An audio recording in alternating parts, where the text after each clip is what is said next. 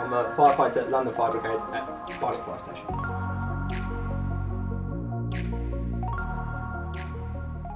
I don't think there is such a thing as an average day. Every day can be so much different. But generally speaking, when we start the day, we will start the day off with roll call, so everyone knows what roles we're doing, carry out some inventory, so make sure the equipment on the truck is present and correct, as well as have a look at the diary and see what we've got. It could be some community safety, could be fitting some fire alarms and visiting some people that have requested us, could be going and doing a training exercise for the day.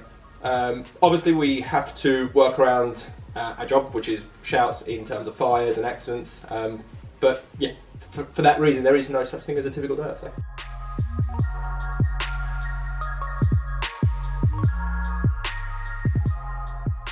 I think working for London Fire Brigade, that in itself to me is a huge deal. I've only been a firefighter for a couple of years, and every time I turn up to work, every time I put on the uniform, or every time I turn up to the station, I'm like, wow, I'm actually a firefighter working here, and yeah, that in itself to me is a great achievement. Watching like the kids' faces light up when they see a firefighter and just giving them that little bit of inspiration, it can be the tiniest of things, but it's just giving that little bit back, especially nowadays. Every time I look at the news or anything like this, doom and gloom. So if I could put a smile on someone's face and make their day, or just giving that little bit of information or a little bit of knowledge that they didn't know before, that puts a smile on my face.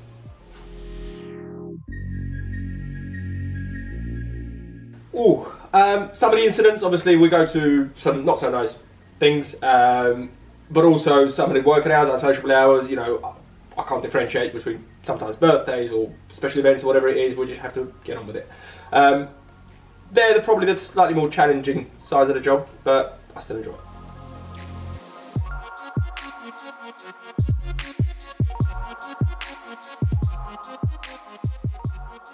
It was more of a work-life balance. I was in sales for 16 years of my life, and we're talking 6-7 day weeks, long hours, and as much as I enjoy that part of it, it was nice. I wanted a bit more of a balance, work and life balance. The hours we work, although they're unsociable, we do work a 4-day on and off shift system, so that gives me a few days to myself, be that spend time at home or into fitness or pursue some of my hobbies. But also the other thing that really attracted me to it is working with the community and giving back something to the people. And I remember sitting in the office one day, going onto the LFB website, and it was the last day of applications, and it said, today's the end of applications. I put the application form, filled in the application form, sent it through. Lo and behold, about 3 to 4 months later, I started a training course. That lasted about 3 months of intense training. You do then carry on with that at the station. So I've only recently completed my apprenticeship, which took in total just under 2 years.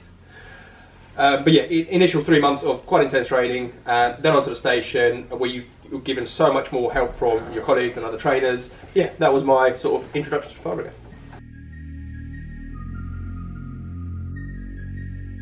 Fire safety tips. Just be sensible. I know it's very easily said. Before going to bed, for example, just check your doors are shut, make sure your candles are out, if there are any. Have a phone nearby, in case of an emergency, so you can call someone. And always have a plan, always have a little escape route in your head. You may not think you'll never need it, but until you actually need it, you won't know how important it is. So if you have young children, it's very important they know what to do in case of a fire, so give them a bit of advice. Knowing addresses, especially for children, because we've had people call for our service and they can't describe where we are. But yeah, in general, be sensible, don't do silly things, and don't play with fire. Yeah, we're coming to a festive period of the year. We've got all these lots of holidays. We've got a bonfire night, we've got Halloween, and then obviously Christmas around the corner. If there is going to be alcohol involved, make sure you're not got a fire out of control somewhere. Make sure there's someone responsible, and if you're going to have a drink, be sensible about it. Yeah, so make sure candles are put on proper surfaces. If not, they've got a little coast or something that's not going to catch a light, it's not going to melt. Make sure there's no curtains or any pieces of clothing that are going to blow in the way, and always make sure they're out fully.